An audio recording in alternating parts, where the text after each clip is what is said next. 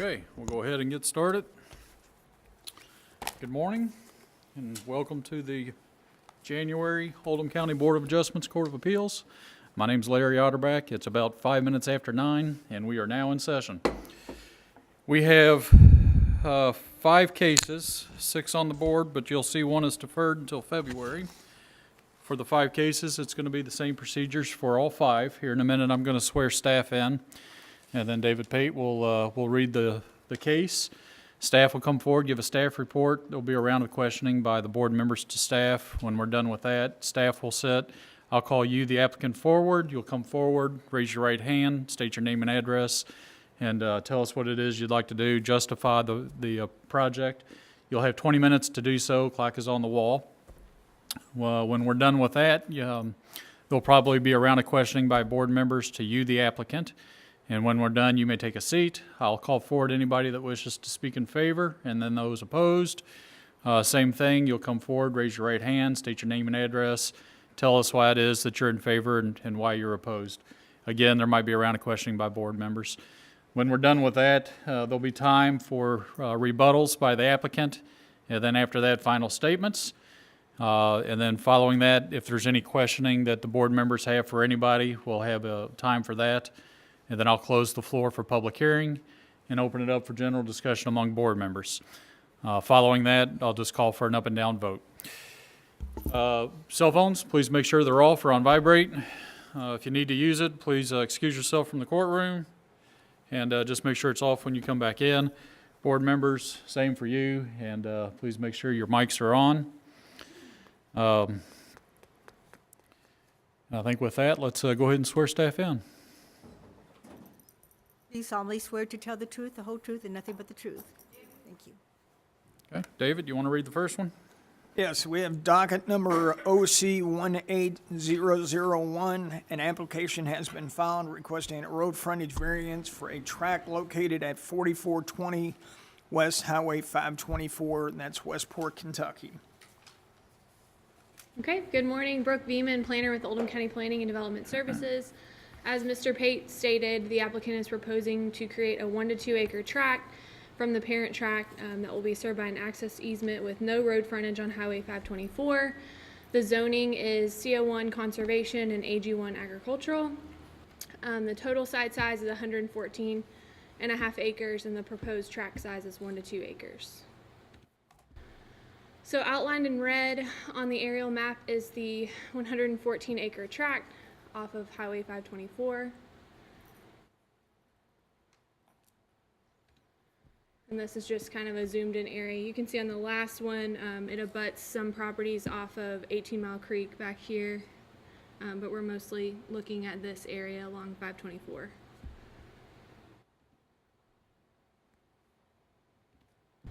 The applicant's parents own the parent tract, which has roughly 2,500 feet of road frontage on Highway 524.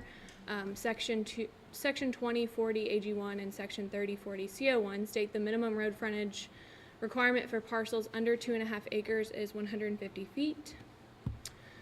The applicant is proposing to create a 1 to 2 acre tract from the parent tract that will be served by an access easement with no road frontage on Highway 524. So this is the document that the applicant submitted showing the general location of where they want to carve off 1 to 2 acres.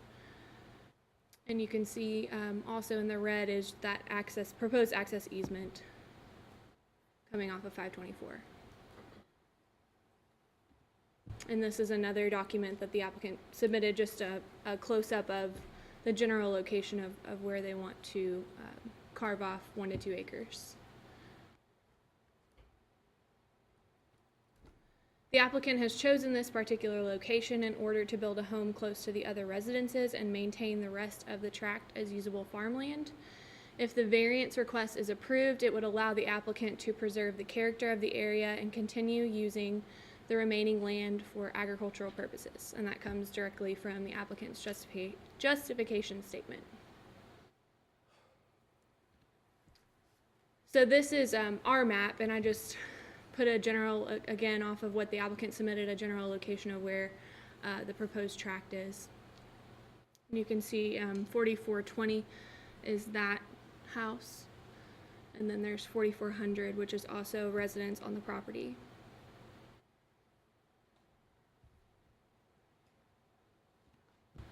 This is the, looking west on Highway 524. If you look in the aerial on the bottom, the arrow shows you the direction we're looking in. And then the blue circle shows the house there, which is 4420 West Highway 524, which is the applicant's parents' home. I'm sorry, Brooke, what, the house that we're seeing, is that what's circled? Yes, Okay. correct, Okay. to the left. Okay. So you're looking west on Highway 524, and to the left is 4420, which is circled there on the aerial. And this, again, is just a close-up of 4420 West Highway 524, which is the tract owner's residence. And I've circled for you on this aerial, additionally, the proposed tract area, which is in black down here, so you can kind of get an idea of where it will be located. Everything kind of looks the same, especially when there's white snow everywhere. This is a photo of the farm buildings you can see circled in blue on the aerial map. And this is looking from 524 south. This is the east view on Highway 524. So if you, again, that arrow that's in purple is pointing the direction on 524 that we're looking, which is east. And this is a farm building that's shown. Oops, Brooke, there. Yes. do you, could you kind of maybe point out on this picture, or do you, well, I know you're pointing it out there, but kind of a point out on the picture that we're looking at, looking east on 524, about where that road comes in from those buildings that we're looking at there? It's right around here. There's a better view on this picture. This is the road. It's obviously it's less visible because of all the snow. Okay. But this is looking south, and that road is right there coming in. So could you go back one picture just? Yeah. Okay, so that building there is the same one that you showed in the next picture? Correct. Okay. Yeah, I'm just further down 524, looking east instead of south. This is a southeast view. So again, this is the farm building we just saw, and that's here. And we're looking into the tract in the general location of where the proposed access easement will be located to serve that tract in the back.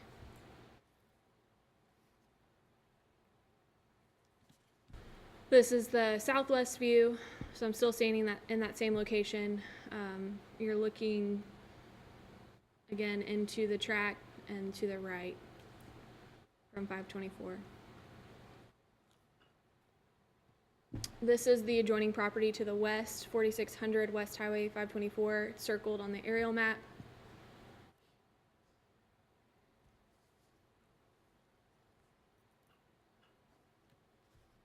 This is the second family residence, and I'm sorry, this is a little out of order. This is 4400 West Highway 524. So we were just here, and now we're here.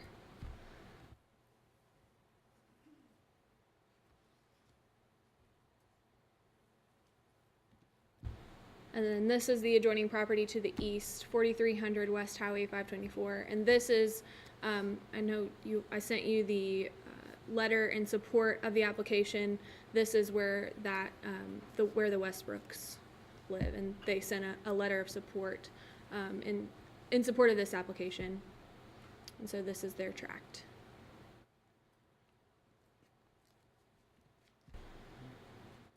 This is looking east on Highway 524. There's adjoining properties 4701 and 4621 West Highway 524. Those are these two. And there's the mailbox for 4701, and you can kind of see back there that there's 4621. So those are across the street. They're to the north. And then everything here is road frontage that the applicant's parents own.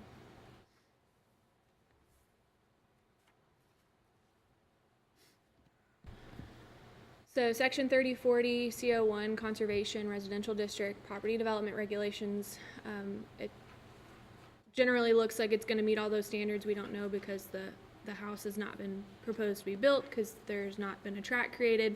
But currently they don't meet the minimum road frontage requirement, which is 150 feet. So the required road frontage is 150 feet. The proposed road frontage is 0 feet, and the requested variance is 150 feet. That's all I have. Okay, any questions for Brooke?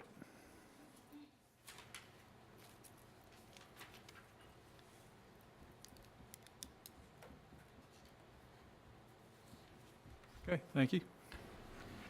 And if we can have the applicant come forward? Morning. You could raise your right hand Do you solemnly swear to tell the truth, the whole truth, and nothing but the truth? Yes, ma'am. and state your name and address. My name is Thomas Grace. I live at 1008 Verity Way in Goshen, Kentucky. All right, Thomas. Can you expand on justify the project and what you're trying to do? Yes, sir. This property has been in our family since the 40s, and it's where I grew up, and it's our family farm. And we moved to Goshen several years ago when I was still working in Louisville, and that area seemed better for the commute. But now that I'm here working, and my wife works in the county as well as a teacher, we're ready to move back to our family farm, build a house there so that we can continue the farming of the land that has been taking place for so many years. Questions for Thomas? In the drawing that was presented by Brooke, it shows a separate drive being built. Yes, sir. So it would be separate.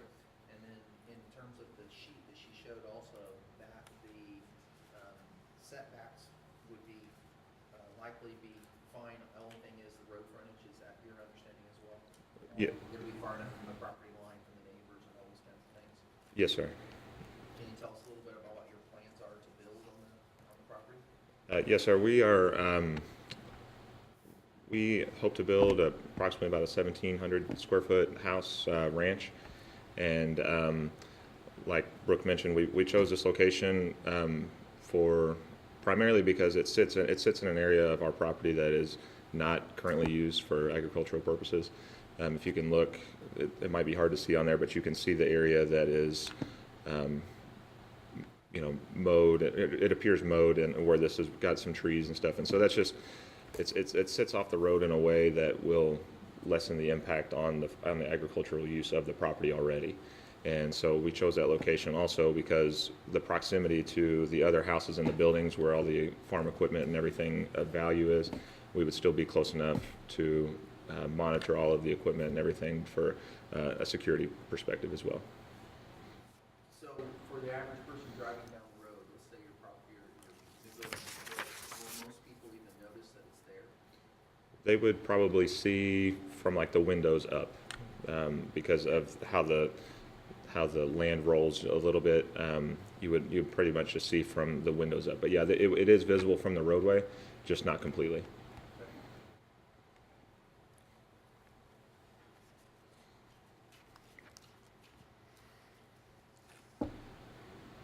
Okay, any other questions? Yeah, the buildings that are shown,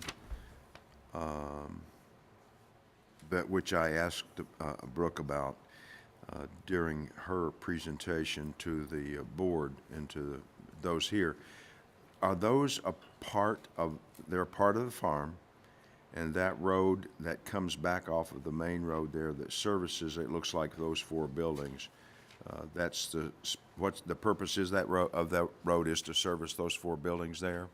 Yes, sir. Is this touchscreen? Okay. So here, right about here, I don't know how to make an arrow, but there used to be a house here, and that has since been removed. And this roadway that comes in right here, not very good, was served as access to that house and to as the primary farm entrance. We discussed using that as the driveway access for our property. The issue that we thought might come of that is that if If everyone is entering through that way with all of the farm equipment and things that are stored in those 4 buildings, we just preferred to move it to the, I guess, west of that location to allow a straight easement access to the proposed tract, to bypass anything of the farm and give just direct access to our lot. Is there any plans to run any business or anything else out of the residence you're planning on building? No, sir, it'll be strictly residential.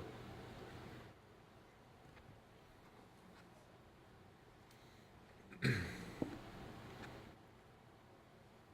other future developments planned? Aside from maybe like an additional garage or something like that, no. But our plan for now is, like I mentioned earlier, about a 1,700 square foot ranch, just on that location.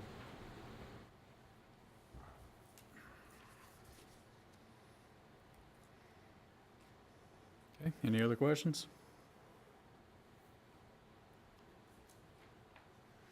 Thank you, Thomas. Thank you.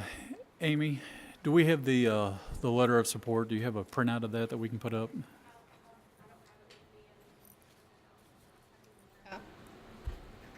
Can we get that and all the letters that you sent us? I think we had 2, not only for this application, but You we had need other them ones. for what? To put on the screen and then also for the record. Do we already Well, have they're them? already in the Already record part of because it the was, but they weren't received within 7 days. That's why it was not part of that.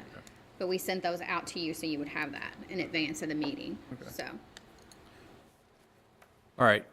Is there anybody else, or is there anybody here that wishes to speak in favor of the application? No, I have a question for that. Yeah. Tate, on that, there's letters been received since in the last couple of days, but if we've seen them, the public has not seen them, do we have to? They're- As long as it's part of the record. I mean, for the public to see it necessary, it's one thing for them to see, it's another thing for the public to be part of the record. Which is part of the record. Right. Okay, Just want to make sure we didn't need to show it or something. very good. All right, anybody wishing to speak in favor of the application? Yes, ma'am. Morning. Good morning. If you could raise your right hand, state your name and address. Do you solemnly swear to tell the truth, the whole truth, and nothing but the truth? I do. My name is Vicki Grace. I'm at 4420 West Highway 524, Westport, Kentucky.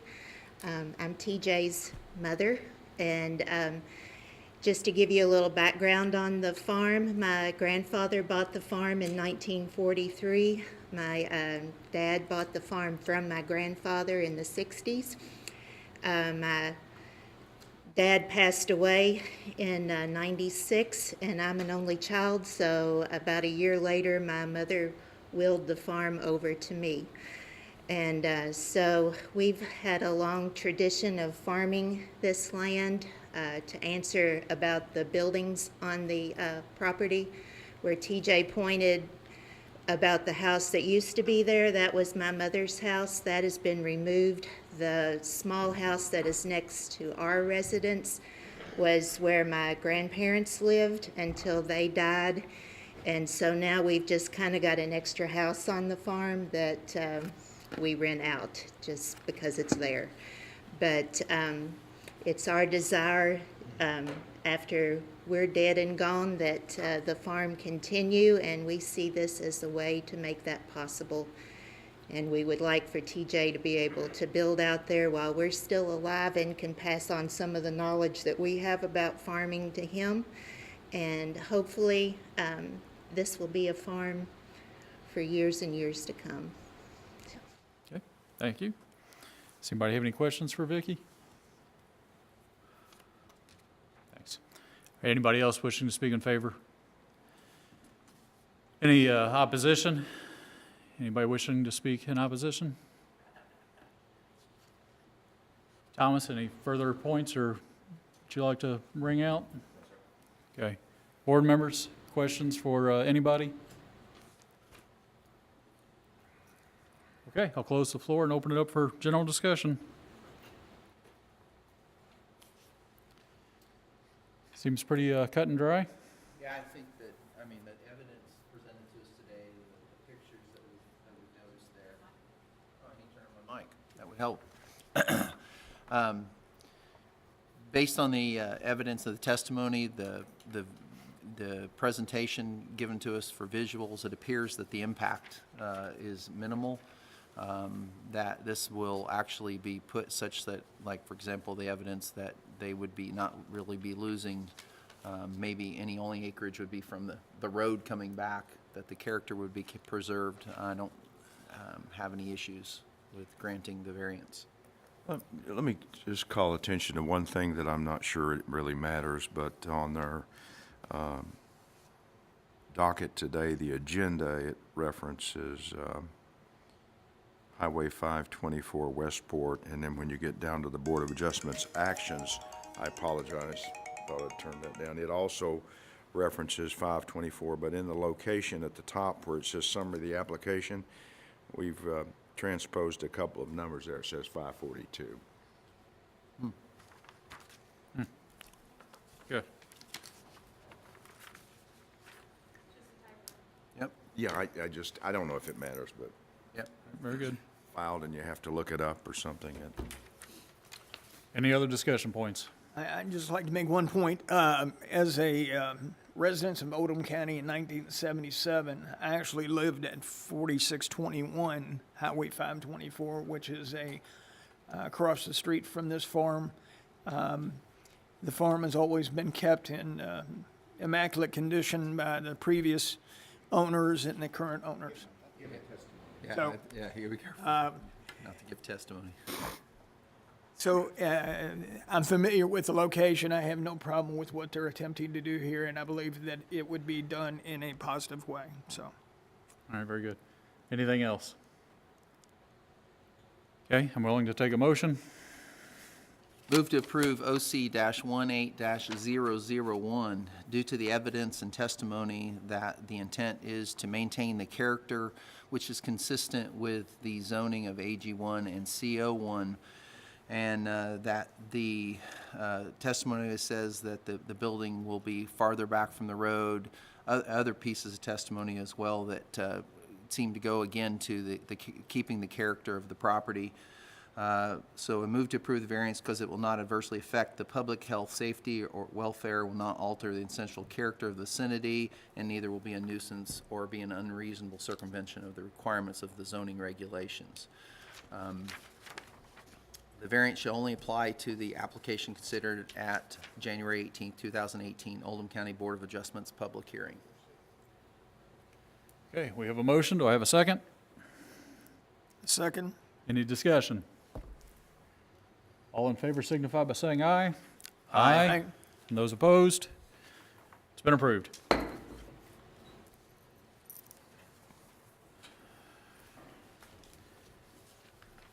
Just acknowledging that the next one has been, OC 18002 has been deferred until February. David, would you like to read the next one? Yes, docket number OC 18003, an application has been filed requesting a rear yard setback variance for a proposed enclosed patio and an existing addition at 6116 Laurel Lane, Prospect, Kentucky. Okay, Brooke Beeman with Oldham County Planning and Development Services. As Mr. Pate stated, an application has been filed requesting a rear yard setback variance for a proposed enclosed patio. Okay. Good morning. Morning. These school days kind of threw me off today. I had to babysit all week. I'm sorry. I apologize to everyone. Let them get settled. Sure. Good morning. When you're ready, this is the beginning of the next case, so. Okay. All right.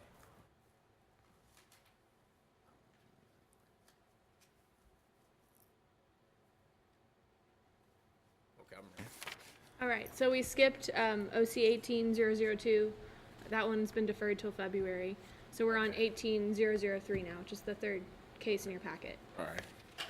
An application has been filed requesting a rear yard setback variance for a proposed enclosed patio and an existing addition at 6116 Laurel Lane Prospect. This is located in Glen Oak subdivision.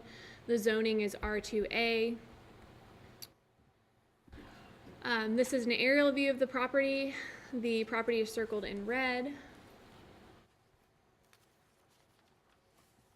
This is a zoomed in view of the property. You can see the addition is pretty clear off the back of the house. And this is the currently unenclosed patio area that the applicant is interested in enclosing. Some site history, docket 3434. On April 18, 2002, the Oldham County Board of Adjustments approved an application filed by Go Developers for side yard setback variances in Glen Oak subdivision sections 11A and 11B.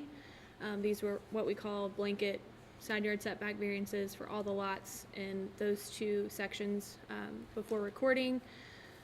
This particular tract is lot 556, which is located in section 11B, and that set the side yard setbacks a minimum of 6 on one side and 11 on the other side. So it doesn't affect the rear yard setback variances. Just wanted to let you all know that this has been to the Board of Adjustments as a part of a larger development review. The applicant is requesting a rear yard setback variance for an existing addition, which encroaches 4.6 feet into the required 25-foot rear yard setback. In December 2011, the county issued a building permit for an addition to the back of the home. There is no plot plan that was scanned into the file showing the proposed location of the addition, but the application lists the rear yard setback at 8 feet and the right side yard setback at 21 feet.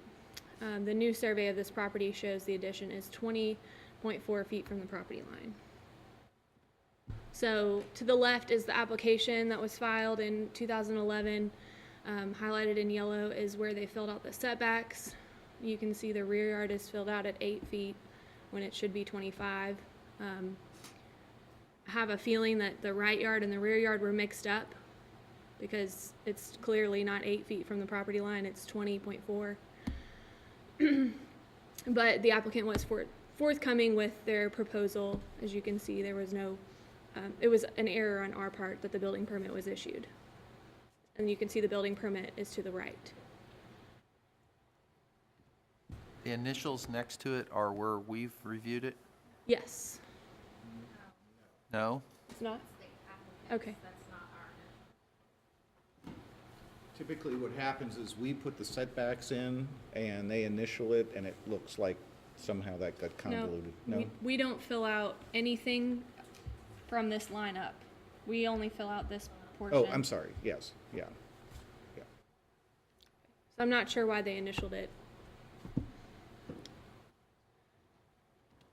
This is the new survey that the applicant had drawn up. You can see in yellow, that's the addition that was permitted. The closest corner is 20.6 feet from the property line. And in purple dash there is that 25-foot setback.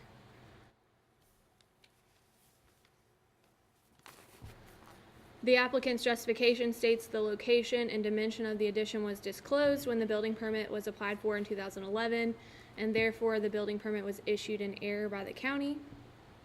The applicant is also requesting a rear yard setback variance to enclose a concrete patio, which is currently 4.8 feet from the property line. And I just wanted to show you again, this is the, outlined in yellow is the addition that's existing. And on an aerial view, you can see here that the addition is, somewhat close to the property line. So Division 330-20 yard requirements number 9 states an open, unenclosed, unroofed porch, deck, or paved terrace may project into the required front yard or required rear yard a distance of not more than 10 feet. Currently, the concrete patio that is unenclosed meets this requirement as it's 14.8 feet from the property line. The applicant is proposing to enclose the patio, which is required to meet the 25-foot rear yard setback for R2A, which will require a variance of 10.2 feet. The applicant's justification statement states that the project will not negatively affect the character of the neighborhood, and the patio cover will allow their medically fragile daughter to enjoy the outdoors without the intense sun that is that this part of the lot endures. So again, in purple is the required setbacks for the lot. The concrete patio that they're proposing to enclose is 4.8 feet from the property line.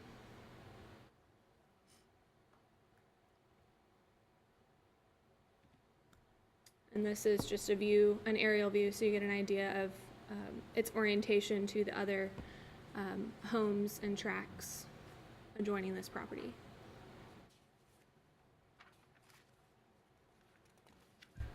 This is 6116 Laurel Lane, the front of the home.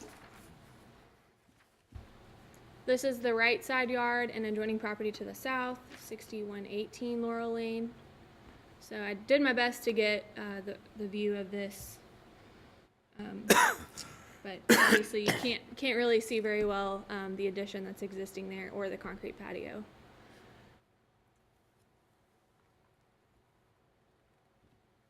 Just a zoomed in view.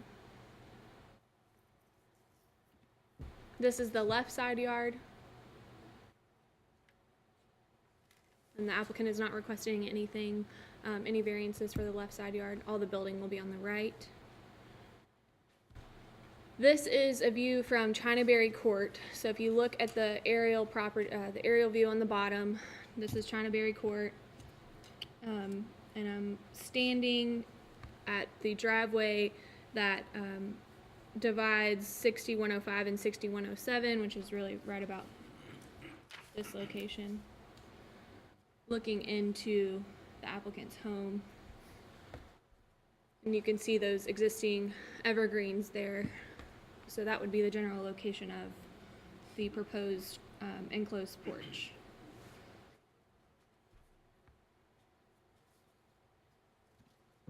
This is the south view on Laurel Lane. So this is the applicant's property. And the north view on Laurel Lane. The applicant's drive is located right here. These are the adjoining properties to the west, so across the street.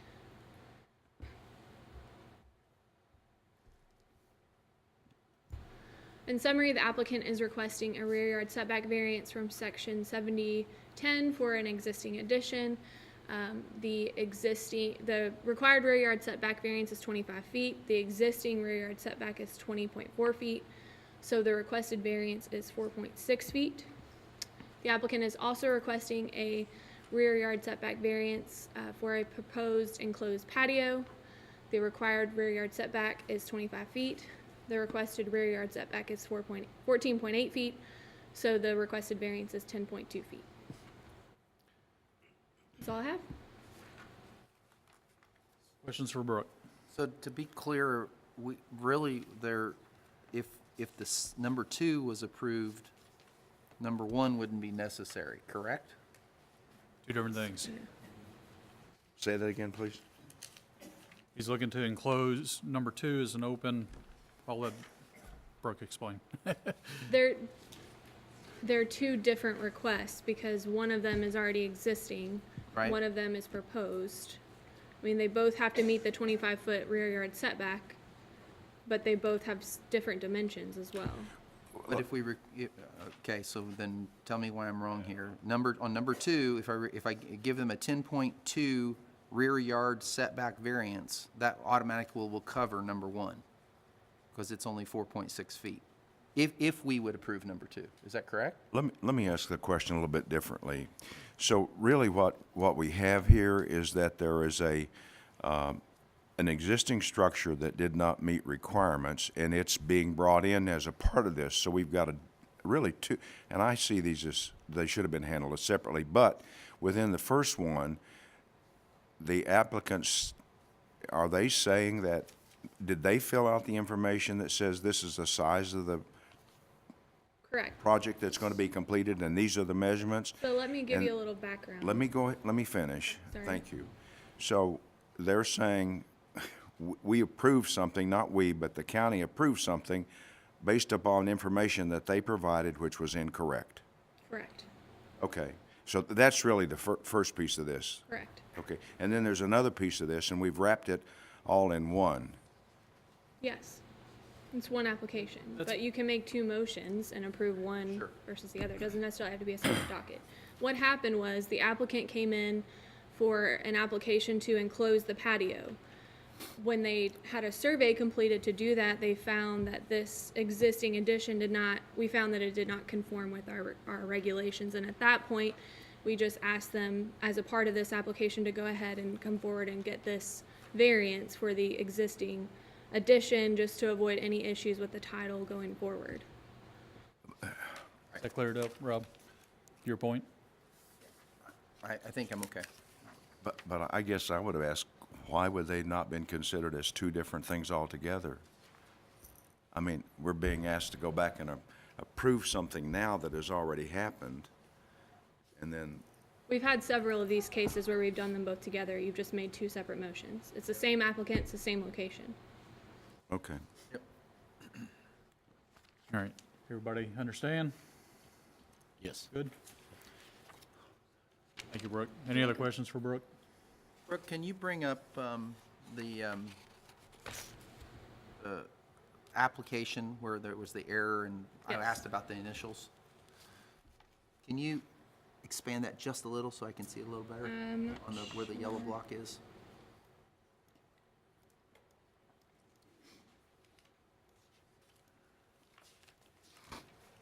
That's big enough. Yeah, if you can just scoot it there. Thank you.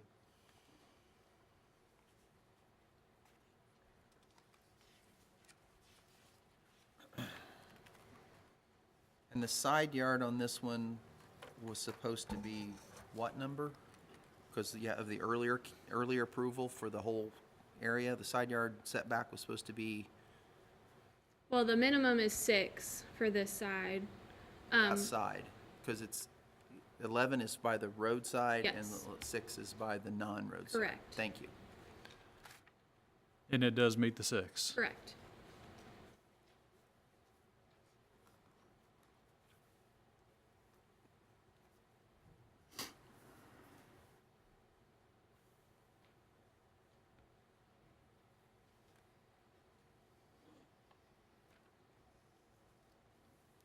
Okay.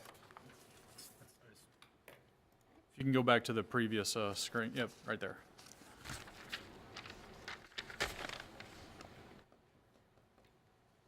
All right, anything else for Brooke? I'm not sure whether this is for Brooke or for the applicant, but it looked like from one of the pictures, so this is a question, a statement and a question. It looked like from one of the pictures that,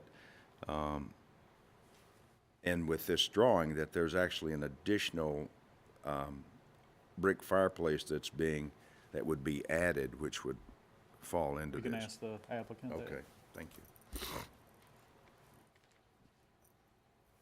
Okay, anything else for Brooke? Thank you. And if we can have the applicant come forward. Morning. Good morning. You can raise your right hand. Do you solemnly swear to tell the truth, the whole truth, and nothing but the truth? I do. My name is State your Brian name and Lindberg. I live at 6116 Laurel Lane. All right, Brian. Do you want to justify? You've heard a couple of questions. Yeah, sure. We moved into the house in 2004. And then in 2007, we had our daughter born. And our daughter is extremely medical fragile. Her bedroom is up on the second floor. She can't walk, so it requires a lot of work, and we were concerned about carrying her up and down the stairs. So we decided, she has a whole host of medical issues. She can't attend school. So what we decided to do is invest in an addition that allowed us to give her care more easily on the first floor. So that's why we built that addition. And we applied for the permit, and we had John Bader Construction build the addition. And everything was fine. And then she's a shut-in. She can't go out. She has no immune system. And if you look at that patio that's there right now, that fireplace is existing. It was built when the addition was built. And we put a fireplace in there so we can enjoy the outdoors with her. But there's a lot of sun. We get a lot of the southern exposure, and it gets pretty intense. So we decided that we wanted to put an enclosure over this so we can enjoy the outside with the family, and the sun wouldn't be as intense on everybody, including her. So my builder called me, I think it was in early December of last year, because I had him quote the project, and he said, you know, we have an opportunity to get some costs out now. If you would like to go forward with this project, we can move forward. So just like when we had the addition done, we did have an architect draw it prior to the permit. So in good faith, if I would have known back in 2004 that there was any type of easement violation, we would have modified it to push it over into the side yard. But it was approved, and we didn't know until just last month that we actually violated the easement setback. And that was exposed when we filed for another permit back in December to put this enclosure on. And that's what we're here for, and that's why they're rolled up. So that's the need. That's why we're looking for it. That's why the addition was built, and that's how we got to I wasn't aware of the variance or of the violation of the easement setback up until last month. And then I spoke to somebody here who said that if you wanted to sell the property, there wouldn't be a mortgage company that would issue a mortgage if you had a violation of an easement setback. So it was in our best interest to file for this variance now, so that the property would be cleared should somebody buy the property in the future. Okay, questions for Brian? So, the drawing that I'm looking at is the one that's shown on the board, or on the overhead above. And there's a setback line that's drawn across there that's blue. So we see that the addition, which has the yellow vertical lines through it, or colored yellow, is farther back than the setback line. The concrete patio, are you saying it already has a fire pit there? Fireplace. Fireplace? Yes, sir. It's an outdoor fireplace? Yes, sir. And it's already built? Yes. And when was that built? At the same time the addition was built. So that was built in several years ago, and it's 2011. Yeah, and it's extending already several feet beyond the setback line. And what you're proposing today is just to enclose that area? Yes, sir. And what will that enclosure look like? I have a drawing if you'd like to see it. But but is the patio as it stands is not an encroachment? The concrete patio as it's... Concrete patio as it that's- stands is that's not correct. an encroachment. That's correct. It's not, it's acceptable to be within those lines because it's not a building, Because it's not enclosed, that's correct. right?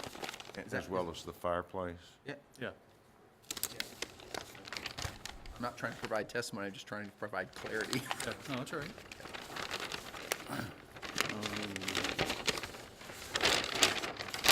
Drawing's fairly big, but I'll try to.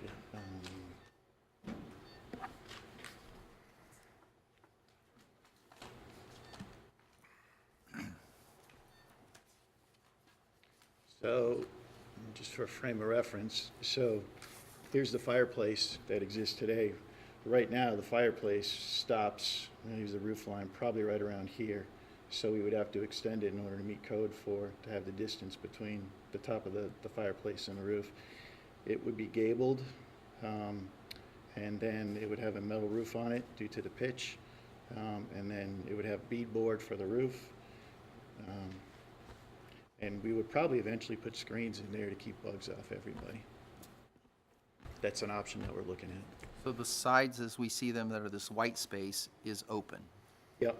You're- Yes, sir. if I'm understanding the picture here, then you're putting a roof with posts and poles, not side walls, is what you're proposing. Correct. But I am exploring screens because it gets so buggy and flies, and we'd like to eat out there. So we're looking at screening this in at some point. What other options have you explored? Shades that go out and in, those kinds of things that would be within the rules as they currently exist? Oh, I didn't know screens violated the rules. No, not screens, like the shun shade kind of things that come Oh, in I and looked out? at, I've looked, you mean for this whole enclosure is an option? Instead of the enclosure as you're proposing? I've looked at a pergola. The problem with the pergola, I felt like it wouldn't, first of all, I didn't really find the look that it would fit that right with the house structure. And it was much cheaper than this, So that was the primary driver, but a pergola with a louvered roof system is something that I did look at. But it was going to be metal, and it would have to be elevated higher than what they normally make those pergolas, and I thought that it would look disjointed.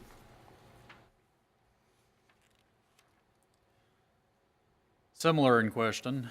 Actually, Amy, can you switch it back to the previous shot?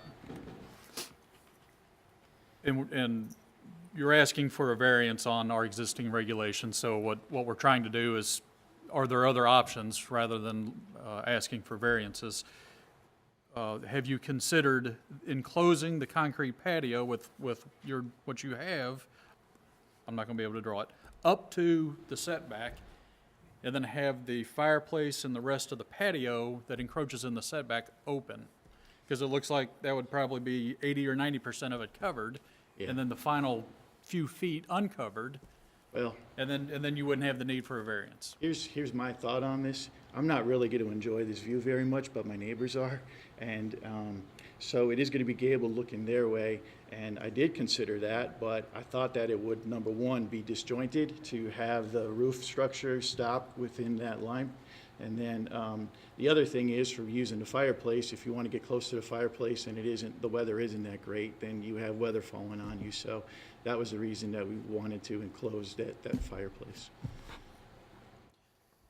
For just one common big space without having a gap where you're looking up and the weather's falling on you to get to the fireplace.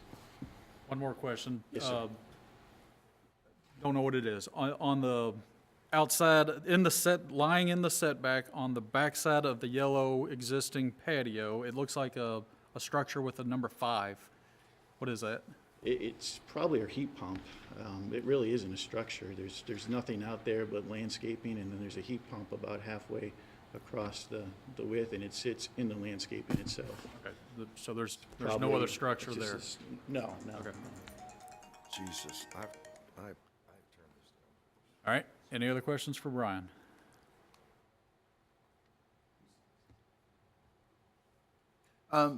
So if I'm looking at this, the drawing that is up on the screen, on the other side of this, there is also a concrete patio. But that is an existing concrete patio, or is that part of what you would change? We're not going to touch that one. That one is on the north side. We hardly ever use it. The thinking is, when we built this, we really didn't know what the future was for our daughter. Sure. So you see there's a ramp that goes around, and we thought she might go out there and enjoy, the weather. The problem is that that doesn't get a lot of cover either. And then when she's awake, she wakes up around 11 and she's up until about 4 when she takes her nap. It's just not conducive so that it would just be to put her out there. But the rest of the family enjoys the other patio, and that was our thinking to go for that.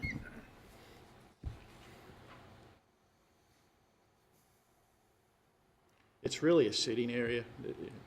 Our thinking was when our boys, we have twin boys, when they were younger, that we would all sit out there. We would hold Courtney on the side patio while the boys are playing in the side yard. The reality is it hardly ever gets used.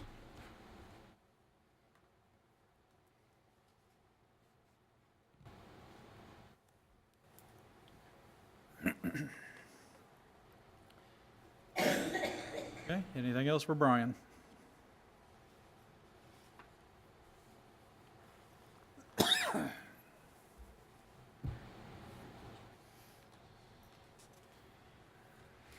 Okay, thank you, Brian. Okay, thank you.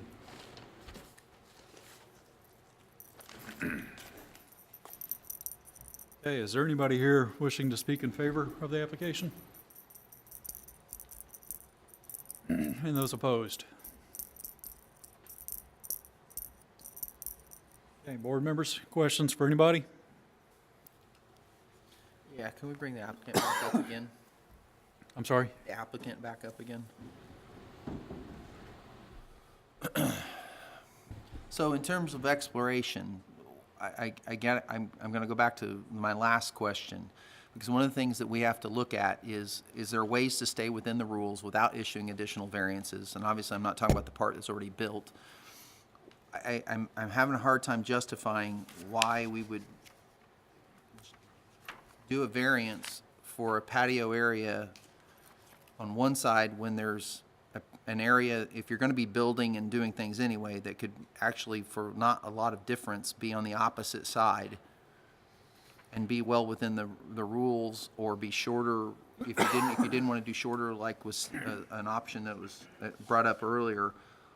Why wouldn't the other side that would be well within all the setbacks be an option? I mean, it looks like a viable option to be on the opposite side, especially if the application, it talks about avoiding the sun. Sure. The reality is that that other concrete patio is where we spend a lot of our living time outside. So as a family, if we were to have people over, like my parents or my family, that other patio is way too small to support us out there. And we try to engage my daughter in as much of what we can do. So, so for that reason, we spend 99% of our time on the south side of the property and hardly any time at all on the right, and on the top, on the north side. And if I had to do it again, I probably would have just had green space there, but it's really just to engage, and that's where we spend most of our time when we're out there, and it would just give another opportunity to integrate her more into our lifestyle, which is very unusual for most people. But so that's why we focused on that side. For that reason. That's more of our outdoor living space than the top side. It isn't just to wheel her out there and let her sit outside. It was more to engage in our family. Sure.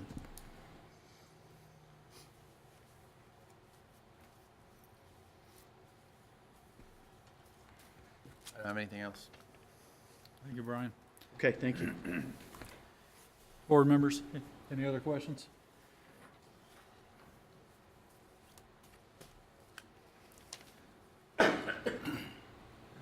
Okay, I'll close the floor, open it up for general discussion.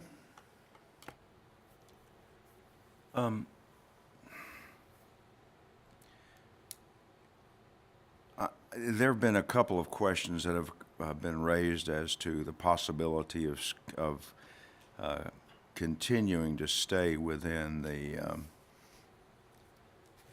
looking at different options for that area that would prevent from having to, I see this, I guess, as two different variances, clearly. And so the first part of this variance, which was built and is already there, I have a little bit of concern about that, in that we rely on our citizens to provide information to us that's accurate, and the information that was provided was inaccurate, and based upon that, there was something that went up that did not meet the code. And then, so I almost feel like that because that was done, that I'm being asked to approve something that additional that also is in violation of the code. So I struggle with this one.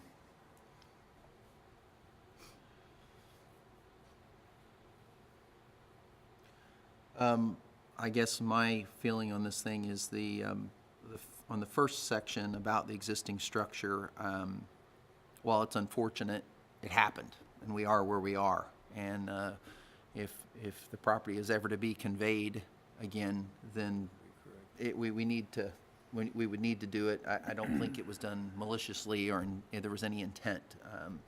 So the 4.6 setback for the existing structure, I don't have a problem with that. The second part I have a struggle with, because based on the testimony, while they do spend a majority of their time in one place, it appears that there are other options, or just having it like it is, or have something that can be extended to block. If it's about blocking sun is the main reason that we've heard.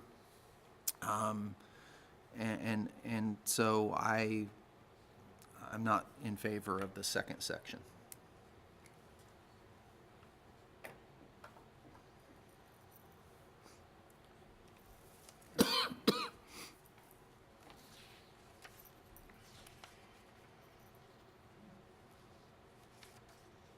Okay, any other comments, questions?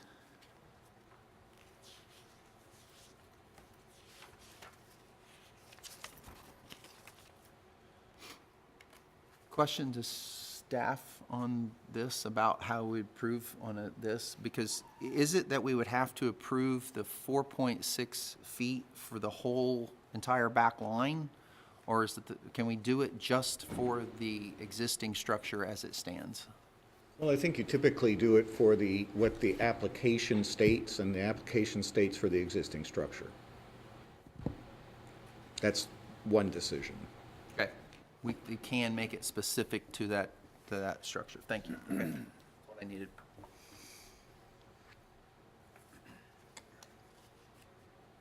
So, Rob, your hesitation on the second part of this, the concrete patio, it's, if I heard you correctly, there are other options available, and you don't see the need in approving in the structure, in having the structure.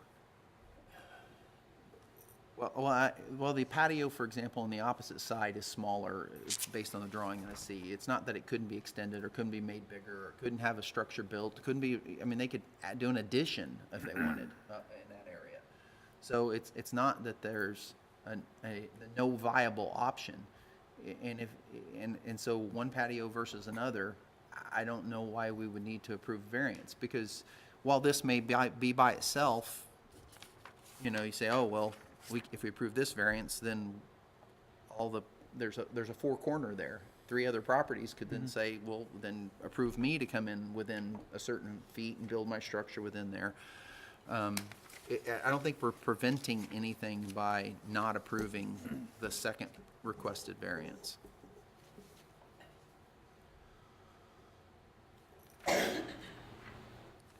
Okay, any other comments, discussion points?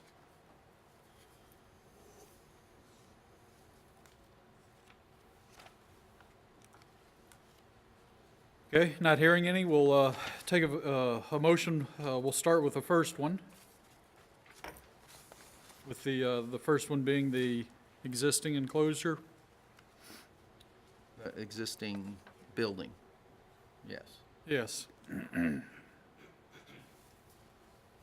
Move to approve the rear yard setback requested variance of 4.6 feet for the existing building at 6116 Laurel Lane under docket OC-18-003, because based on the evidence presented today that it appears this was approved in error, that there was maybe errors on more than one place.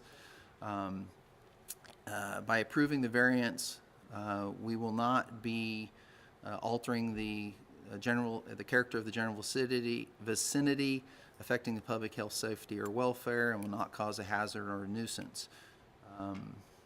The variance should only apply to the application considered at today's January 18, 2018 Oldham County Board of Adjustments public hearing. Second? Any discussion? All in favor signify by saying aye. Aye. Those opposed? Hearing none, the first addition or variance for the existing addition building is approved. And willing to take a motion on the second? Move to deny the second requested variance of 10.2 feet on docket OC-18-003. Based on the evidence presented, the visual options that appear to be in place, that an option could be to build and require what is requested without approving any kind of a variance. The variance shall only apply to the application considered at the January 18, 2018 Oldham County Board of Adjustments public hearing.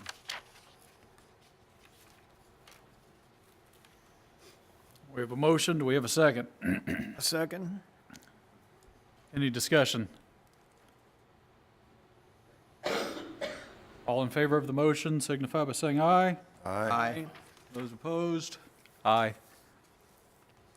It has been denied for the enclosure of the concrete patio.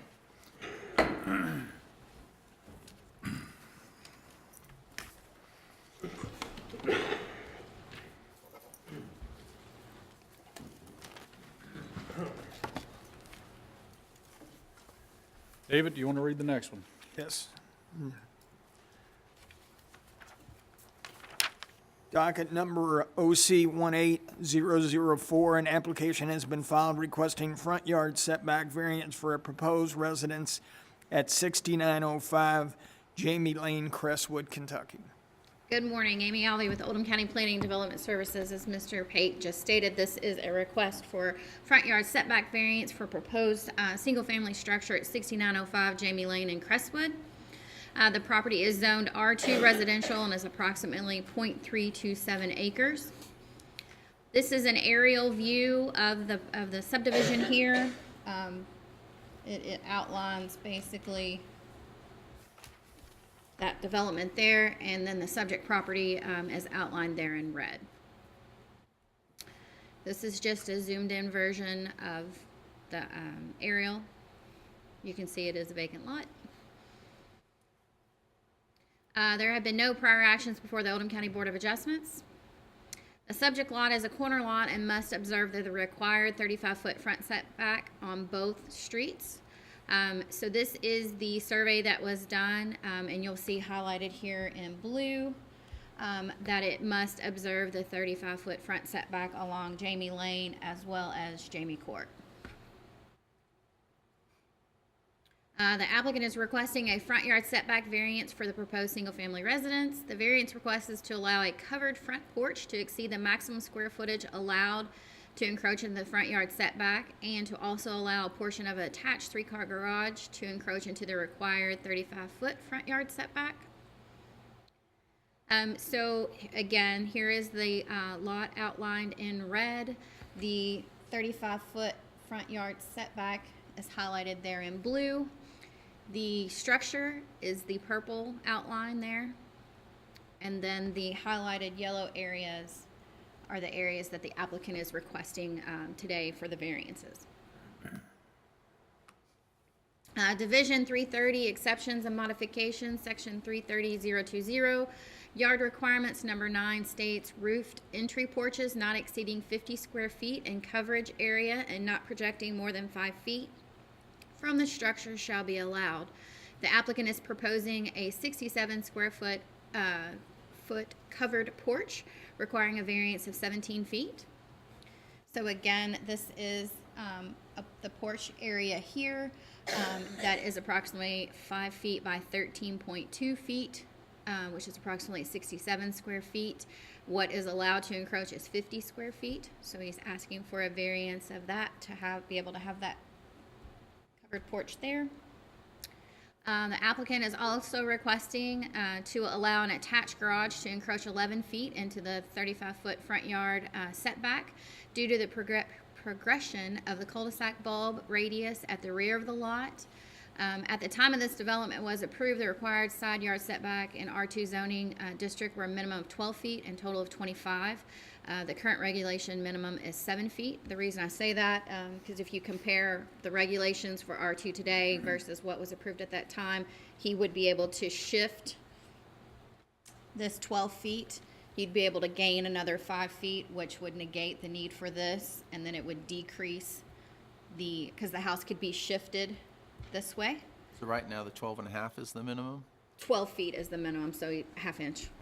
Half foot. Half foot, sorry. Yeah.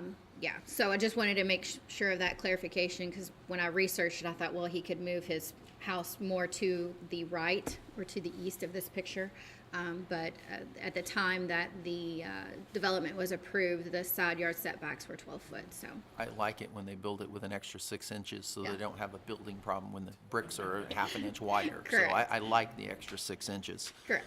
So this is the area here that they are asking for the 11 feet, which is the majority of it, is at that point. And because the 35-foot building line follows the progression of the street, it catches that corner lot there. If this was not a cul-de-sac bulb and it went straight through, he would not be requesting this variance. But because the 35-foot setback follows the progression of the street, it does catch that corner there. Said another way, if he scooted the residence more towards the front, he'd be in violation of the front instead of the back. Correct. It is as Okay. tight as it can get on this site. This is the first floor elevation for our floor plan, that was submitted with the application, and they had highlighted here and here. These are the two areas just to kind of give you what the floor plan is going to look like of the house and the areas that are encroaching. This is the front elevation and rear elevation. Again, it's this corner here of the attached garage that is encroaching into that cul-de-sac portion of the setback. This is the left and right side elevations. Again, this is the portion of the front porch and the corner of the garage. The applicant's justification states that this is the last undeveloped lot in the subdivision and would provide a gathering place for neighbors to continue to mingle and watch their children play. This is the lot itself here. And this is Jamie Lane, and then you go up into a cul-de-sac bulb there for Jamie Court. This is the west adjoining property owner, which is across the street. This is the other adjoining property owner. Again, you'll see highlighted down here. In red is the subject lot, and the highlighted blue is the picture. This is the north view. This is exiting out from Jamie Lane. This is the south view. This is the south adjoiner. So if you're standing on Jamie Lane, you look to the right of the lot. This is the house. This is the east adjoiner. So this is, if you come up Jamie Court, this is the house that is across the street from you.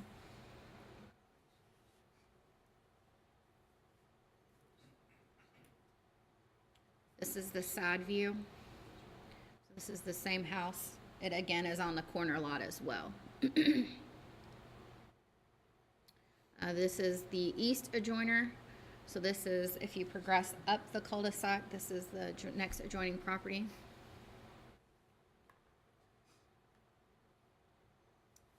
This is just another view looking back into it. This is Jamie Court, and then Jamie Lane runs along through here. This just shows the progression of the cul-de-sac bulb.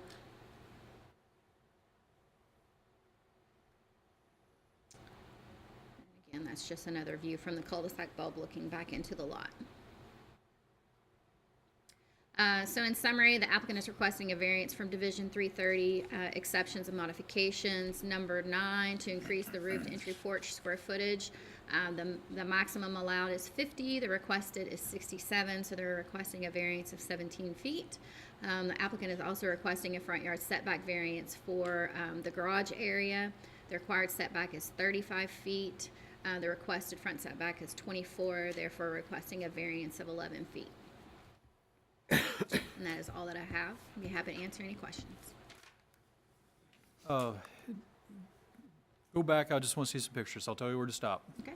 There's a, on the bulb, right across the street from the, right there, stop right there. So if you look, I'm standing where the star is at Yeah, okay. in that picture, looking at the side.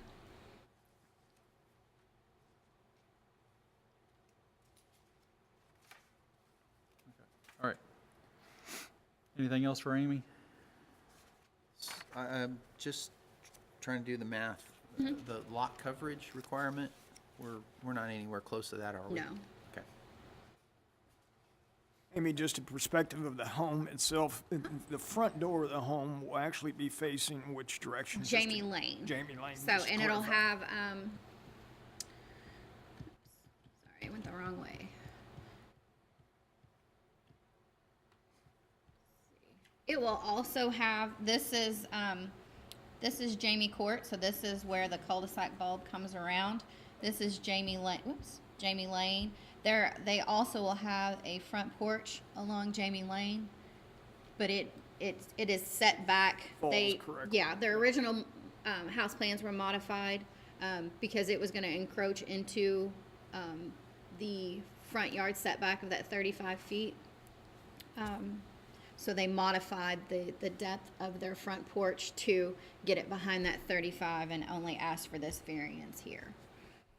So it'll have a front porch along this front, and then this will be the entry here as well. Thank you. What was the variance again? I'm sorry. For the, it's 11 feet for the, For the garage, for the setback, yes, and then 17 square feet for the covered porch. That's right, okay. Which will face into Jamie Court. and the, you had that as 13 by 5? It's I think 13.2 by 5. So, I'm trying to get in my head here the difference, because I'm not used to looking at it in terms of how we've got this written up as the covered porch variance from 50 to 67. Because if we say the 11 feet variance, You would have two separate motions. but I'm questioning if we approved the 11 feet variance, wouldn't that mean the porch would be within the 11 feet, and so we wouldn't have to have that? They're Because not. it would not be encroaching within the 35 or 24-foot setback at that point? See what I Well, mean? you're not granting the entire house to be moved up 11 feet into the 35-foot front setback. You're only granting the portion of the garage, that 11 feet for the garage. We only did the garage as a Correct. piece, then it's set, Yes. I see Because where if you're you headed. grant the variance for 11 feet, he could move the whole house up. You're only asking for what's being No, requested. that's very helpful, thank you. Okay. Any other questions for Amy? If we approve the 11 feet, then, I'm trying to think, how would you do them? Motion for the, approve the 11 feet for the portion of the garage as stated in the present, Application. in the application? Yes. Okay. Yes, sir. Okay. Anything else? Don't go away yet.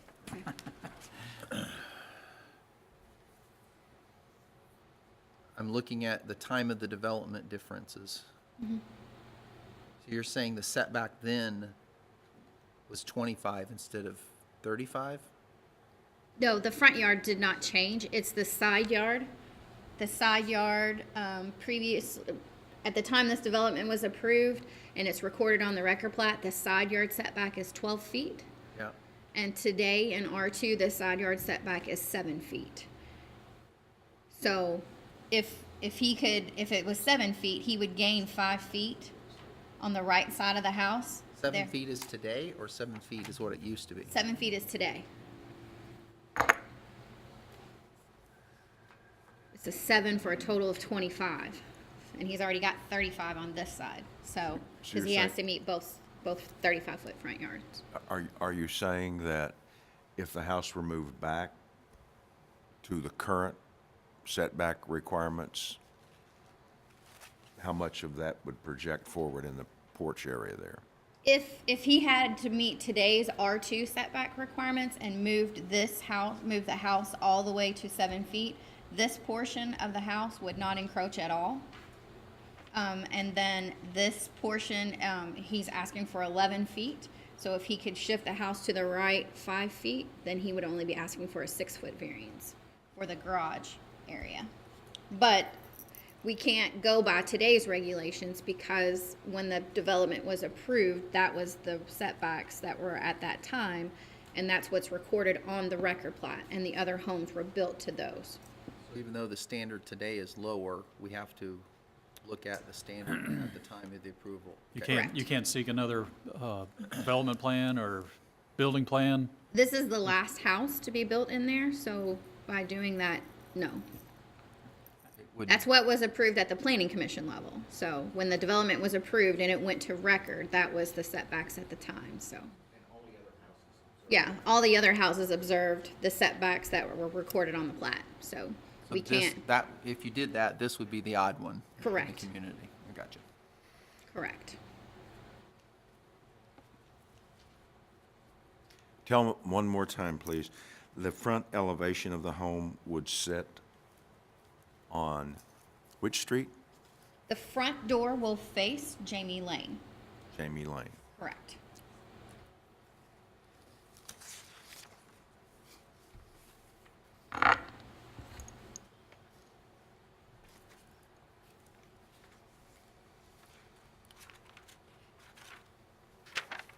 Okay, anything else for Amy? At this point in time. Thank you, Amy. You're welcome. Okay, if we can have the applicant come forward. Morning. You can raise your right hand Do you solemnly swear to tell the truth, the whole truth, and nothing but the truth? and state your name and address. Scott Ramser, and current address is 7801 Locust Lane, and hoping to build on 6905 Jamie Lane. Hey, Scott, if you can justify what you're trying to do. Yeah, we are hoping to put a, I'm not sure how this works. Okay, thanks. We're hoping to put the porch there. I'll just talk about them in different steps there. The porch on that edge or on that corner there, to clarify somewhat of what Amy was saying as well, that second arrow that I just put on there is that 50 square foot porch that is currently extending over the setback line. And then we're asking for the addition in yellow of that 67 square feet addition. We did explore other options, which I'll try and show here. I don't know. Sorry. See how this. I don't think we've ever, that's right. It works. Okay, so you can kind of see where we cut off that porch right there. Aesthetically, it doesn't look as bad as we thought it might look, but what we're hoping to do is to have that, we're requesting to have that completely covered, for one, for the aesthetics, two, for the windows that, or excuse me, there's not a window there. Yeah, we were thinking about putting a window, that's why I'm mentioning that. But for the coverage of that area, another additional comment is this is one of 24 homes in the neighborhood, and we have a, done with that. We're done, or we have a 5-year-old and a 3-year-old, and one of the reasons why we're moving into this area is that they'll be one of 48 kids in the neighborhood. So it's a large congregation of young kids in the neighborhood, and currently the relationships we've built in the neighborhood, we currently all gather right there where the right at the corner of the lot. So currently all the kids will congregate and play in that area, and what we've hoped to do is be able to have a sitting space that can sit over and watch that area where they're playing, and be able to hang out with the friends that we've built there. So that's the real intent of it, is really more or less to have that for other sitting space, and also to have a place where a walkway or a pathway would be able to connect with the end of that house and wrap around to the front door. That's the true intent of it. So. Scott, did the majority of the homes in that neighborhood have 3-car garages? I don't know if it's the majority. I can't honestly answer that. There are some that have 3 cars, and there's some that have 2 cars. Have you considered 2-car garage compared to 3? Because Have, that would make a difference in this request, I think. Yeah, I have considered that. I can talk about that variance request if you want me to, or I can go Whatever back you and forth, choose. whatever you want to do. The reason why we were thinking about that request is, one, not to have another corner cut back for the foundation of the home. We have an aging parents on both sides, my wife and I. What we've thought about having is a mother-in-law suite at some point in the future, having a mother-in-law suite above the garage, and how to go back and forth within the slides. Okay.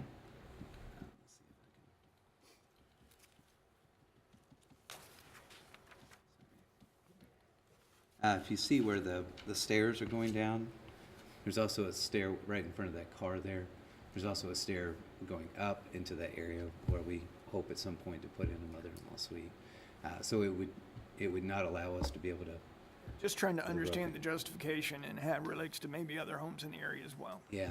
Another comment as well. I had emailed the neighbor that resides. Let me see if I can do it this way. Sorry. Okay. At 6802, the one right behind, and also at 6905, or actually at 6903. All of the homes face Jamie Lane along that road. So I'd emailed both of them requesting permission to build the house as proposed, and both of them have responded with a positive request, or a positive answer in that. I can. Could you point out those properties, please? Yes, yeah, so there's the one I was referencing, 6903, and then 6802.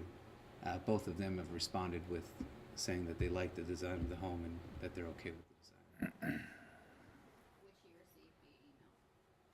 Those are the letters that we got, were those two properties? Say that. Okay. So that's in the record, that's not hearsay. Okay. So, so that's the reason why I'm requesting that. The roofing system would be different. We're proposing a gable. Sorry, I don't know how to get rid of the. We're proposing a gable end on that side there, just make the roofing system quite a bit different, and not allow for the mother-in-law suite that we're hoping. Thank you.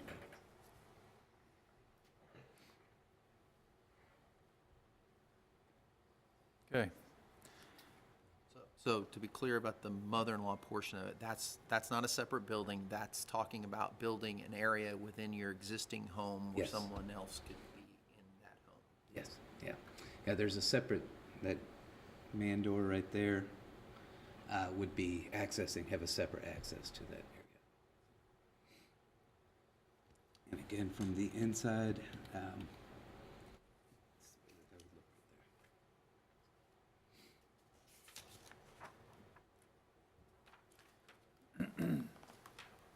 Okay.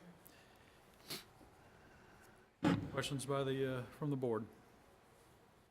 Scott, you heard the last case. One of the, the county has regulations that we try to uphold. What you're doing is you're asking for a variance on those regulations. And what our job is to validate the justification in allowing those variances. So you're going to get questions from me as to how can we redo this so that we can keep and maintain the setbacks that we have, the regulations that we have. For instance, the house, the size of the house, the number of the size of the garage, the size of the porch. We need to take all that in consideration. Can we continue with this project and still maintain the regulations that we have? So far, I haven't heard justification for the variance. Okay, let's see if I can maybe convince you a little differently. Sorry, 1 minute. David asked about a 2-car garage instead of 3-car. What about the porch? If we reduce the size on that, can we still stay within the setback regulations? Technically, yes. We could still stay within that setback regulations. The desire is to have more sitting space available and also to have the continuation of that to the edge, one for aesthetics, but also for access, for a walkway or pathway to be able to come walk around to the front door in a covered area. To what Amy had been mentioning, that the current regulations for R2 zoning, being that it's only 7 feet, if it were being developed at this time as opposed to 12 years ago, it would be fitting within that setback regulation. So I'm trying to come up with something. So may I help you a little Yes, bit? please. So then if I look at number 6 here, as presented in the packet by Amy, she also referred to the fact there was only a 25-foot setback from the road, correct? And now we're talking about 35. And so at the point that we're really, if we looked at the pluses and minuses here, there's also 10 feet that has been taken away from the lot sizes. When the lots were structured here, there was a 25-foot setback. So there's been a rule change between the time of development and the time for today. So there's a 10-foot right there that has changed since the plan for this was set up. And so, for example, the porch wouldn't have been an issue at all if it would have been prior to the date of the change, but after the subdivision was approved. Did I say that right? Yes. Another question there. On the right side here of the drawing that's on the board, your right side, on my left side, is that the porch there? This is the porch section right here that I'm requesting a variance for. I understand that, but there is a porch. Oh, I'm sorry, yes, we moved the house back within the setback line to have that porch there. Right, and that porch runs the entire front length of the home. That's correct. And it wraps around to here. And we're desiring to have a space for people to sit. But it's only this little small portion of the porch here that's out of the, Well, is that correct, or is this area here also? That is not outside the boundaries of the rules. Those are two separate porches. This one right here is the front porch. I get that. As it Wrap wraps around. around, Yeah, the but why rules allow doesn't for me that to fall- have 50 square feet of covered porch area extend over the setback line. And so this is a 10-foot by 5-foot section that's extending over. And then this is the 67 square feet that is outside the rules. what's the difference?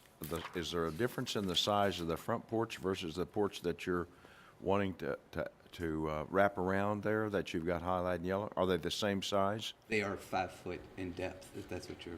That's, yes. They're both 5 foot in depth. Can you bring up the yes. drawing, Amy, of on the screen with the shows the front porch within the 35 or outside? This, Out, Oh, okay. that one. Yes. So the front porch does stop at the 35. It it falls runs within the along setback. Jamie Lane. Yeah. This is the 35-foot front setback highlighted there in blue. So the 5-foot covered porch on this portion of the house here is Yeah. behind the 5-foot, or behind the 35-foot setback. Yeah, I thought I just heard that it actually comes out and wraps around. I think that that's what the difference is that the actual request is to have 67, what would that would be, 117 total square feet? Oh. It would be if you were including the whole thing, one of the items that you had pulled up in the summary. Sorry. Wrong way. I Yeah, do thanks. it all the time. In the summary section, Amy had put it together.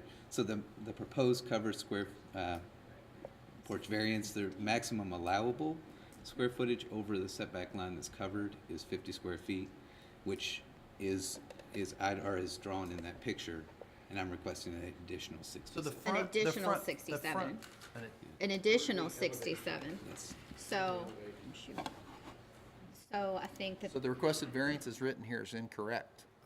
yes, because I did not have that I thought it was a total of 67 square feet, but this area here Right, that's right, that's the is the question. 50 square feet, so he's asking for an additional 67 square feet to be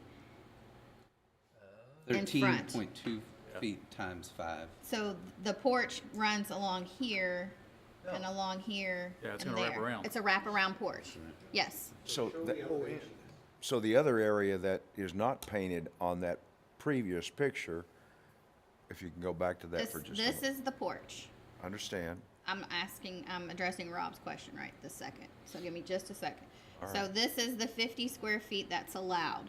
This is the 67 square feet that he's asking for additional to be in the 5-foot, So- in the so- 35-foot setback. Okay, so they're one porch or two? It will be one wrap around porch. One wraparound porch. Yes. The mount that is with, the front section that we're talking about that's up towards, that's not in the cul-de-sac, is within outside the 35 feet. So we're not talking about that. Correct. Okay? So what we're talking about is as it comes past the edge of the building. Correct. So we're going all the way from the corner. This is the corner. This is the corner of this is the front porch. Is this the porch or is this the porch in the front? They are, so this is Jamie Lane, facing Jamie Lane. This portion, let me draw it this way, is all within the, all within that 35-foot setback. This portion right here is the 50 square foot that's allowable. So it's an And then additional. this You're correct. is the 67 square foot. So it's an additional 67 square foot. I did not pick that up. I thought it was 67 square foot total. I understand. Yeah, yeah. I followed your confusion. Yeah. Gotcha. Sorry. It happens. So Scott, going back to one of my previous questions, one of your justifications for this is just for the family to sit outside and enjoy the kids, play in the cul-de-sac. The porch that's allowed, that falls within all the regulations, is roughly that section there. Okay, all that's allowable. Yes, sir. Your justification was kids close to that area there. You want to be able to watch them. That's right. What's wrong with right there, and then still, if you want to make a smaller porch here, all within regulations, I mean, you can still still accomplish exactly what you're wanting to do and fall within regulations by reducing the size of that porch. It's only 5 foot deep. He couldn't cut it in half. It'd only be 2.5 Is foot that porch. 5 foot deep? That's correct. Yes, 5 5 by foot deep. 37? 5 by 5 13. by Is it 13.4. Okay. 2. 13.2. Okay. that's Okay, close. all right, so you could, okay. So, I see your point. yeah, so, yeah, and I see your point as well. I don't want to break the rules. But we're trying to also make a house that's aesthetically appealing to would-be buyers at some point. And having our justification is that we think that it doesn't look as good to have that porch stop right in the middle of the fireplace area. We think that it would look better to extend to the edge of the building. So aesthetically, we think that that would be better looking and more appealing. Additionally, we think that it would allow more square footage for people to sit. It would allow for people to access that side of the building without having to continue past it.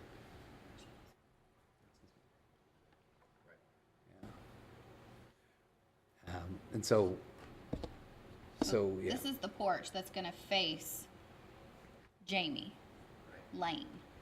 Not cul-de-sac, the lane. Correct. So the porch wraps around the house.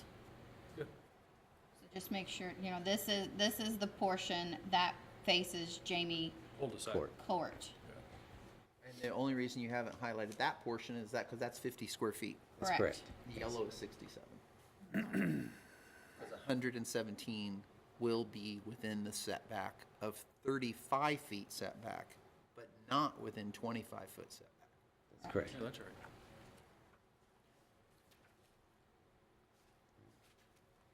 Okay, Mr. Pate, did I answer your question about the garage? Yes, I believe so. Thank you. Mr. Pate asked about a 3-car garage Oh, a 2-car versus 2. versus 2, but they're also 2.5-car garages.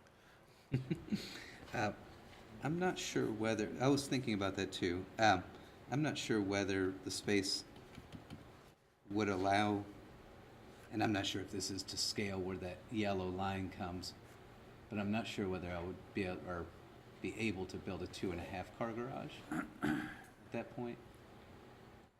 The big reason for that is honestly the gable end and creating a different roof structure that would be more difficult. Trying not to have any leaks in the roof structure, but largely the mother-in-law suite. Can you go back to the prior picture, because it just asked, I can go the right way. yeah, what's the back measurement of that three-car garage as you go from top to bottom here? Are you talking about this measurement right here? Well, from the wall, the interior wall there, which I can't tell what's behind it, I can't read that. This right here?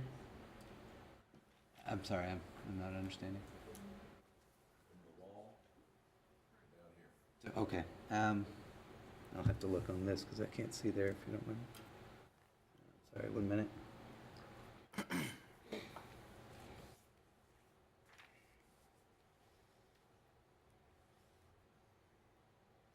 Talking about the interior wall or the wall of the house. Oh, okay. So you're actually referencing this wall? Oh, draw that line on the back of the garage. Okay, this wall. Yeah, but Okay. I'll take it all the way to the wall of the house that's not part of the garage, yeah. Okay. What's that length? Sorry, give me 1 minute. Mike, you're just trying to understand the size of the garage? Yes. Yeah. It is 50 feet. 50 feet. Well, no, I'm sorry. No, that's incorrect. I'm sorry. Having a hard time understanding my architect's drawing.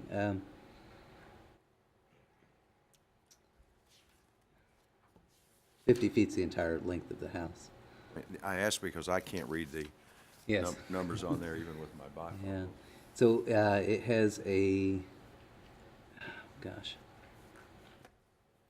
10 foot 6.5 inches plus 15 feet and 8.5 inches plus 6 feet 1/2 inch. Just add those up real quick. So, Mike, 16. what's the question? Mr. Pate said, have you thought about a two-car garage? And he said, well, so I'm asking 2.5-car garage, and can that be accommodated? It's still a pretty large space. So Scott, I think, what we're trying to get at is, again, to justify the size of the garage. Your justification was the mother-in-law suite. Right, that's what his testimony was previously, that the mother-in-law suite. Yeah. And I think what you need to also realize that, let me get a better picture, that if this was the second lot in the not on a regular street, the 35-foot building setback would go straight and he would not need a variance. It's because this is a very, very short cul-de-sac. He would have only needed the variance for the porch area. Correct. So if most of the time when you see a corner lot, you do not see a cul-de-sac bulb cut right into that because they have to observe the front yard setbacks of 35 feet on both sides. So if the cul-de-sac did not exist, this 35-foot building line would go straight back and a variance would not be requesting. So can I say can I ask you a different question? Sure. If we had the original plan development, when they set the size of these lots, we would have had a 25-foot setback on both. No, I'm not sure where if you read the 25-foot, it's 7 and 25 for a total of 25. Point number 6 says, at the time the development was approved, the required side yard setback in R2 zoning district were a minimum of 12 feet and a total of 25. Correct. The 25 is not related to the front yard setbacks Not to the front at all. Yeah. Okay, then I'm. Yeah. Yeah. Okay. That's why I went back and rechecked. that's But where I was- the key to this request is that it is because of the cul-de-sac. Correct. It's a corner lot and it abuts right up to the cul-de-sac. If the cul-de-sac was further down, this line would go straight and he would not be requiring or requesting a variance. Amy, I believe your point is well taken because of the irregular shape of the lot, which I know since I've been on the board, we have addressed this with a number of different locations. Yes. Where we've had cul-de-sac corner lots because of their odd shape. Yes, sir. And we've had to make adjustments because of large homes being set on these lots. So I'm just clarifying the point here is that we've seen this before, and I think that's where this case really comes down to, is because of the shape of the lot and the large size of the home, we're having to make a decision on it. It's, so I'm actually looking for a file right now. This total square footage is 2478, I think. And I did a PVA search of all of the 24 homes, or the 23 existing homes in the lot. And the house, I'm trying to find it, I apologize, I can't find it. But I'm actually trying to prove my mother, who's going to be helping with some of the financing. So I'm trying to make sure that she doesn't feel like I'm overbuilding for the neighborhood. So of the 23 existing homes, I was in the 60th percentile for size of homes. So it is by far not the largest in the neighborhood. But. My point is that the size of the home on the size of the lot. If the size of the lot was standard to majority of the lots, we wouldn't be having this conversation. It's only because it's a cul-de-sac lot. Yes. Corner and a cul-de-sac. At corner and a cul-de-sac. But it's also because of the design of the home and the size of the home they want to put on the lot. Correct. Agreed, but at the 60th percentile, it's not. Yeah, Scott, excellent. I'm very glad that you brought that up, and I'd like to bring this up when we discuss among the board members. That's that's perfect. Any other questions for Scott? All right, Scott, thank you. Okay, thank you. All right, is there anybody here wishing to speak in favor? Amy or Rob, you guys pointed out that board members, we did receive 2 letters speaking in favor, the 2 neighbors. Is there anybody in the courtroom wishing to speak in favor of the application? Opposed? Okay. Scott, any final comments? I'd really like to find that Excel file for you, but I apologize. I'm not able to find it right. Okay, any further comments, you need to come to the podium. We're I was just we're saying, recording. I would really like to find that file for you, but I apologize. I can't find it right now. It's your testimony that it's approximately in the 60th percentile, which is good enough for my purposes. That's right. Yeah. Under oath, and that was your Under oath, testimony. yeah. Thank you. You may take a seat. Board members, any other questions for anybody else in the audience? Okay, close the floor, open it up for general discussion.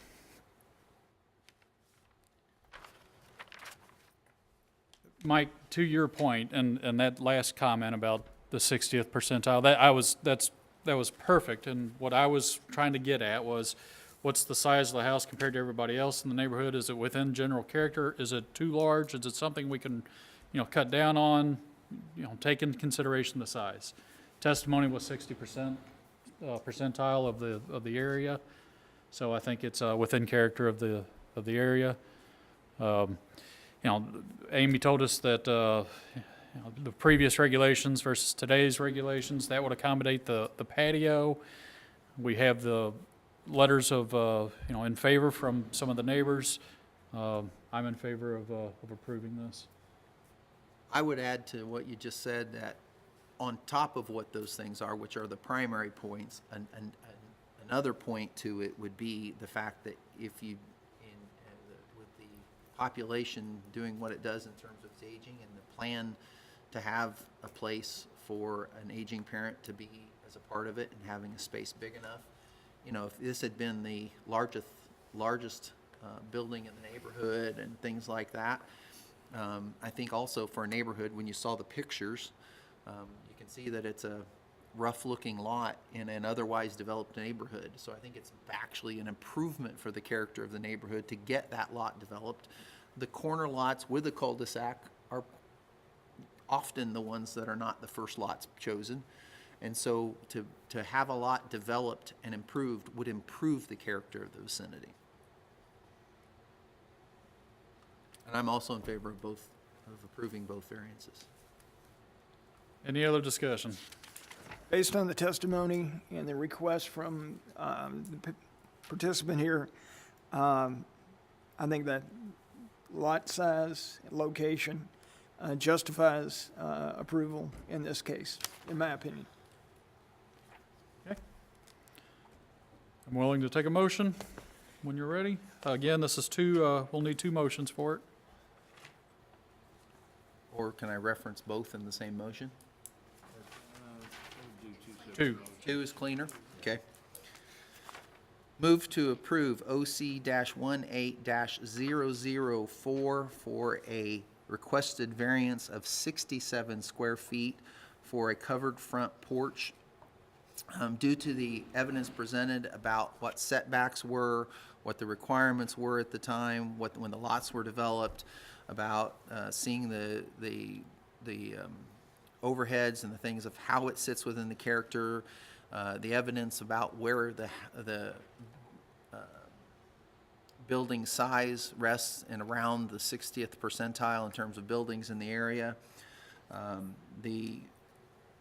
By approving this variance, it will not adversely affect the public health, safety, welfare. It will improve the essential character of the general vicinity and not cause a hazard or nuisance or unreasonable circumvention of the zoning requirements. The variance shall only apply to the application considered at the January 18th, 2018 Oldham County Board of Adjustments public hearing. A second? Any discussion? All in favor signify by saying aye. Aye. Those opposed? Okay, that variance has been approved. You want a motion for the second? Move to approve OC-18004 in terms of a variance requested for an 11-foot front yard setback variance, because based on the testimony, this lot is a corner lot, which requires 2 basically front yards. It also sits on an area where if the cul-de-sac were not there, that this would, and the line continued straight up, this wouldn't even be required. Move to approve because the variance will not adversely affect the public health, safety, welfare, will not alter the essential character of the vicinity, in fact improve it, and will not cause a hazard or nuisance or unreasonable circumvention of the zoning requirements. The variance shall only apply to the application considered at the January 18th, 2018 Oldham County Board of Adjustments public hearing. A second? Any discussion? All in favor signify by saying aye. Aye. Those opposed? Both variances have been approved. I'd like to get a motion for a 5-minute break. So moved? Any Second. discussion? Any discussion? All in favor signify by saying aye. Aye. Those opposed? 5-minute break. Mike's off. Mike's off.